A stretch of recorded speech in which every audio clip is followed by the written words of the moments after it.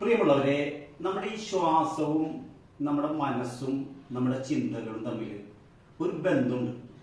അത് കൃത്യമാവണമെങ്കിൽ നമ്മുടെ മനസ്സ് നല്ല ചഞ്ചലമില്ലാതെ നമ്മുടെ നല്ല ക്രിയേറ്റിവിറ്റി ആയിട്ട് നിൽക്കും.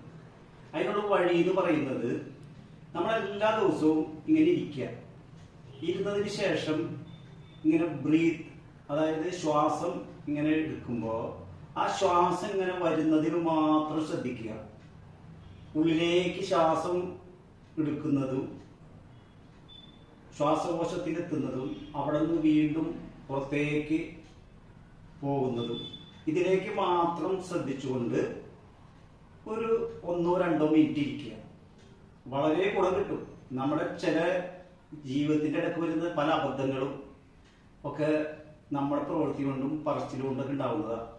ഉദാഹരണത്തിന് പറയുകയാണെങ്കിൽ, നല്ല സന്തോഷത്തിൽ നല്ല ഗ്രൂപ്പിൽ ഇരിക്കുകയാണെങ്കിൽ ആ സമയത്ത് ഒരു വാഗ്ദാനങ്ങൾ കൊടുക്കരുത്.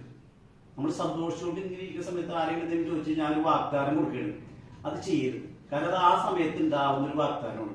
നമ്മൾ വീട്ടിൽ ചെല്ലുമ്പോൾ ചിലപ്പോൾ അത് അത്ര കറക്റ്റ് ആവണമെന്നില്ല. രണ്ടാമത്തത്, നമ്മൾ നല്ല ദുഃഖിച്ചിരിക്കുന്ന സമയത്ത്, എന്തെങ്കിലും പ്രശ്നങ്ങളൊക്കെ വന്ന് ദുഃഖിച്ചിരിക്കുന്ന സമയത്ത് ഒരു തീരുമാനങ്ങൾ നമ്മൾ എടുക്കരുത്. കാരണം ആ ദുഃഖത്തിന്റെ അവസ്ഥയിൽ നമ്മുടെ തീരുമാനങ്ങൾ കറക്റ്റ് ആവുന്നില്ല.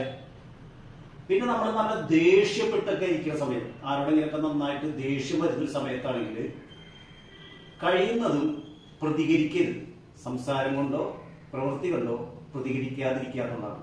കാരണം അപ്പോൾ പ്രതികരിക്കുന്നത് പലപ്പോഴും അബദ്ധമായിരിക്കും.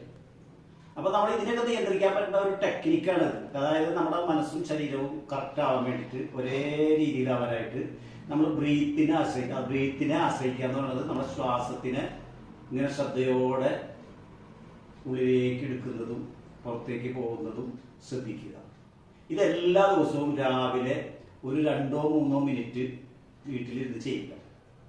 ഓക്കെ, നല്ല ഗുണം കിട്ടുന്നതാണ്. Thank you.